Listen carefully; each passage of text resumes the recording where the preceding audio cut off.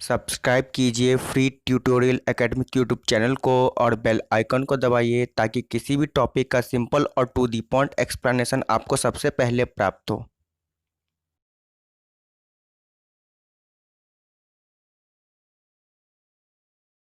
Land resource जिसे हिंदी में भू संसाधन कहते हैं, तो चलिए जानते हैं लैंड रिसोर्स के बारे में।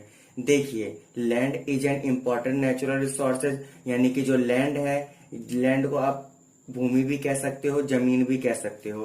ठीक है, तो जो लैंड है वो बहुत ही इंपॉर्टेंट नेचुरल रिसोर्स है जितने भी लिविंग ऑर्गेनिज्म है उन सबके लिए। क्यों है ये इम्पोर्टेंट, इसके लिए मैंने कुछ पॉइंट्स यहाँ पे लिख दिए हैं जिसके बिहाफ पे आप कह सकते हो कि लैंड जो है बहुत ही इंपॉर्टेंट नेचुरल रिसोर्स है। तो चलिए जानते हैं एक एक करके। फर्स्ट है आपका, it provides habitation to a variety of a flora and fauna, यानी कि जो लैंड है वो फ्लोरा और फौना को हैबिटेशन प्रोवाइड करवाता है।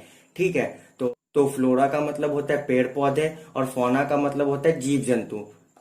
इसके अलावा हैबिटेशन का मतलब होता है ऐसे स्थान जहां पर जो लिविंग ऑर्गेनिज्म है वह रहते हैं और अपने आप को जिंदा रखने की कोशिश करते हैं। तो फर्स्ट पॉइंट आपको समझ में आ गया होगा। नेक्स्ट पॉइंट है, agriculture is done on land which provides with food and क्लोथेज, यानी कि जो जमीन पे हम कृषि करते हैं और कृषि करने के बाद हमें खाना और कपड़े मिलता है। ठीक है, तो इसलिए भी इंपॉर्टेंट है। नेक्स्ट पॉइंट है आपका, institutions like college, school, hospital, government office etc can be made on land, यानी जितने भी इंस्टीट्यूशंस है जैसे कि स्कूल हो गया, कॉलेज हो गया, हॉस्पिटल्स हो गया, गवर्नमेंट ऑफिस हो गया, और भी कई सारे इंस्टीट्यूशंस है जिसको बनाने के लिए जमीन की रिक्वायरमेंट होती है। नेक्स्ट पॉइंट है आपका कि most of the minerals are formed in land, यानी कि ज्यादातर जो मिनरल्स है वो जमीन में ही बनते हैं।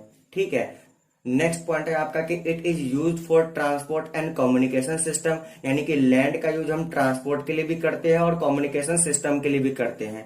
अगला पॉइंट है आपका कि the river are flowing on land are sources of different kind of energy, यानी कि जो रिवर है वो जमीन पे बहती है और अलग अलग प्रकार के एनर्जी का स्रोत भी है। नेक्स्ट पॉइंट है आपका कि all economical and industrial activities are performed on land, जितने भी इकोनॉमिकल और इंडस्ट्रियल एक्टिविटीज होते हैं वो जमीन पर ही होते हैं। तो ये है आपके कुछ पॉइंट्स जिसके बिहाफ पे आप कह सकते हो कि जो लैंड है वो बहुत ही इंपॉर्टेंट नेचुरल रिसोर्स है। देखिए, लैंड रिसोर्स के बारे में जो भी अभी मैंने आपको समझाया है ये उसका हिंदी अनुवाद है, आप यहां से देख करके और अच्छे से अपने डाउट को क्लियर कर सकते हो। ठीक है, तो फाइनल कंक्लूजन ये निकलता है कि भूमि सीमित संसाधन भी है, इसीलिए सावधानी पूर्वक योजना के साथ विभिन्न उद्देश्यों के लिए उपलब्ध भूमि का उपयोग करना महत्वपूर्ण है। यानी कि जो लैंड है वो लिमिटेड रिसोर्स भी है, इसलिए केयरफुल प्लानिंग के साथ वेरियस पर्पस के लिए अवेलेबल लैंड का यूज इंपॉर्टेंट है। लैंड रिसोर्स इन इंडिया, यानी कि भारत में भू संसाधन का क्या सिनेरियो है, चलिए जानने की कोशिश करते हैं।